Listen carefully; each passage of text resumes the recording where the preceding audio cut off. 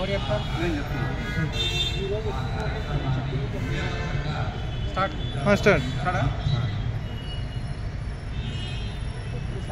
ఈరోజు రతన్ టాటా గారి జయంతి సందర్భంగా మన శివరామ్ గారు మరియు మృత్యుంజయ గారు ఏర్పాటు చేసిన ఈ యొక్క కేక్ కటింగ్ కార్యక్రమం మరియు ప్రెస్ మీట్ కార్యక్రమంకి మేము రావడం జరిగింది. ఈ యొక్క రతన్ టాటా గురించి ఎంత చెప్పినా తక్కువనే.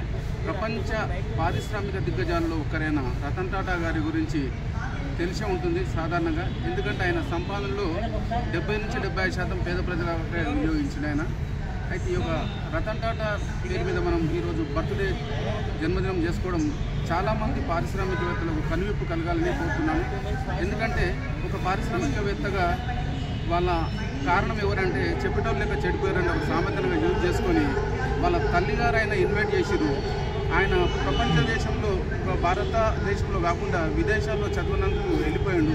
ఆ చదివి అక్కడి నుండే ఒక ఉద్యోగం సంపాదించుకొని అక్కడనే స్థిరపడాలనుకున్న రతన్ టాటా గారు వాళ్ళ తల్లి కోరిక మేరకు మన భారతదేశం వచ్చి ఒక పారిశ్రామిక దిగ్గజాల్లో ఆయన టాటాగా ఎదిగిరారు. కాబట్టి అంటే చెప్పేటోళ్ళు ఉంటే ఎవరైనా ఎదుగుతారు. కాబట్టి వాళ్ళ తల్లిగారిని చెప్పినందుకు మన భారతదేశం వచ్చి ఒక ప్రపంచ పారిశ్రామిక దిగ్గజాల్లో ఒకరిగా ఎదిగింది. కాబట్టి ఆయనను స్ఫూర్తిగా తీసుకొని మన పారిశ్రామికవేత్తలు కానీ మన బిజినెస్ మ్యాన్స్ కానీ మన చాలామంది కూడా బిజినెస్ అంటే ఇప్పటిదాకా దేవులపల్లి అమర్ గారు సార్ చెప్పారు, పారిశ్రామికవేత్తలు అంటే మోసం చేయడం అని, లేకపోతే రాజకీయం అంటే మోసం కావచ్చు.